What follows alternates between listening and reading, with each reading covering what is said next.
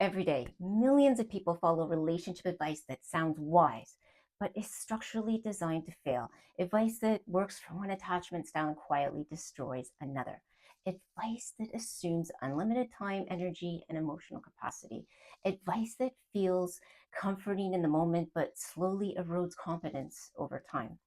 I'm not here to argue who said this kind of advice or another. I'm here to test what it actually does. So I built something, of course, to actually audit it. I call it the bullshit advice auditor. And today I'm going to actually show you what it actually does. When you actually stress test modern relationship advice through this detector, you are going to see some incredible stuff. We're living in an age of infinite relationship advice. TikTok therapists, Instagram infographics, dating coaches, such as myself, AI chatbots giving couples therapy. And here's the important part. I'm not auditing where this advice came from again. I'm auditing what happens when people actually follow it, which is so important.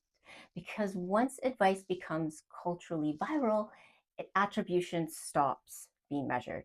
Impact does. We're living in an age of infinite relationship advice. TikTok therapists, Instagram infographics, dating coaches like myself, AI chatbots giving couples therapy advice. And here's the important part. I am not auditing where this advice came from. I'm auditing what actually happens when people follow it, which can be dangerous. Because once advice goes culturally viral, attribution stops mattering and impact does. Most relationship advice isn't evil, it's conceptually fragile. Because once advice becomes culturally viral, attribution stops mattering and impact does. Most relationship advice isn't evil, it's contextually fragile. It works beautifully for some people and catastrophically fails for some others. And yet we keep treating it like it's a universal truth for all. So the real question isn't, is this advice good or is it bad? The question, is it good for who? Under what conditions? And building what kind of capacity? That's what this auditor is designed to do. The auditor doesn't ask if advice is popular out there. It asks what happens if real people take this advice and obey it. Every piece of advice gets run through 3 stress tests. The first is the attachment stressor.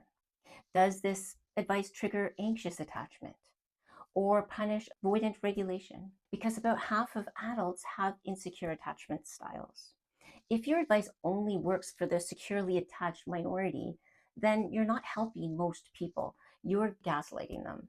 The second is the performance stressor. Does this advice actually survive real life? That's the big question. Or does it collapse the moment time, stress, or exhaustion shows up? And the third is the long term forecast. If someone follows this advice for 6 months, are they more capable of handling conflict? Or are they more dependent on avoiding it? Based on that, the advice gets one of 3 verdicts. It's systematically secure, it's contextually fragile, or it's structurally toxic. And then the auditor does the most important thing. It doesn't just criticize the advice, it gives you the rule flip, the engineered version that actually works. So let me show you what I mean. If they wanted to, they would. This advice is everywhere, not because it's precise, but because certainty feels safer than discernment. When we run this through the auditor, it fails hard. And here's why. For anxiously attached people, this advice is actually a nightmare. Every delay becomes proof of disinterest. They spiral. Have you guys been there? I know that I've been there in the past. They mind read. They end relationships that are actually fine. For avoidant people on the receiving end, it's just as damaging. This rule turns regulation into moral failure. If you cared, you would. But avoidants aren't choosing distance because they don't care.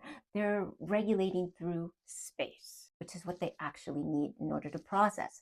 This advice vilifies their nervous system. It also collapses under real life. People can want to and still be unable to.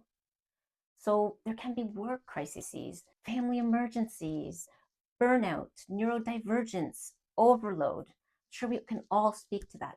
This rule assumes desire always turns into immediate action. Reality just doesn't work that way. And over time, this advice does something subtle. You stop observing patterns and start reacting to moments. So 6 months in, another thing the detector does, you don't have a relationship anymore. If you're following this, you have a scoreboard and nobody's winning. So here's the rule flip. If they wanted to, they would. But what they're doing is also data. Look at patterns over weeks, not moments. Do they show up most of the time? That's what's important. Do they repair when they do miss out? Do actions and words align when you zoom out? That's what's key. That version builds discernment. The original builds paranoia. The next one, don't go to bed angry.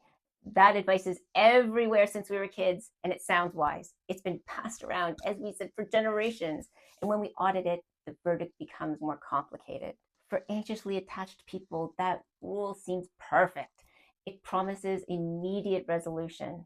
But for avoidant people, it creates emotional deadlines. And deadlines do not build intimacy, they build compliance. This rule also assumes infinite capacity, that you're always rested, you're always regulated, you're always cognitively available. Real life just simply does not work that way. When you force a resolution while you're exhausted, you don't solve problems, you actually escalate them. I am such a believer in timeouts. So here's the rule flip. Don't go to bed hostile. That is important. But anger is information. Hostility is damaging. If you're too activated to talk through it, then say it positively. Name your commitment. Name a specific time to return and talk, and you can leave it alone for now. That builds real security in a relationship instead of performative peace, which doesn't work. Here's the next one. The right person won't trigger you. Have you heard that before? The advice sounds emotionally healthy, doesn't it? But when we audit it, the verdict is clear. It's toxic. For anxious people, every trigger becomes proof that the relationship is wrong. For avoidant people, it becomes permission to leave the moment intimacy gets uncomfortable. This advice removes context. Sometimes you're triggered because you're stressed, or you're tired, or you're overwhelmed, not because your partner is unsafe. And the long-term damage to the relationship is serious. This advice prevents distress tolerance overall. So here's the rule flip. The right person won't weaponize your triggers, but they will activate them, trust me. The question isn't whether you or not you feel triggered, because you will be. It's whether you can repair together. Avoiding discomfort does not protect you. It keeps you untrained for every relationship in your future. Good advice doesn't just feel validating. It leaves you more capable than it originally found you. So next time you hear, if they wanted to, they would, ask whether it's building discernment or it's actually feeding anxiety within you. Next time you hear, don't go to bed angry, ask whether you're being asked to perform security or build it. And the next time you hear, the right person won't trigger you, ask whether you're avoiding danger or avoiding growth. Now, here's what I want to know. What piece of relationship advice have you been following that might actually be keeping you stuck? Drop it in the comments below and I'll audit the most common ones and post it back in the comments for you. And if you want to stress test advice on your own, I'm going to be posting the auditor in my upcoming Love Mastery IQ platform that's going to be coming out in the next few weeks, and I'll put the waitlist link below.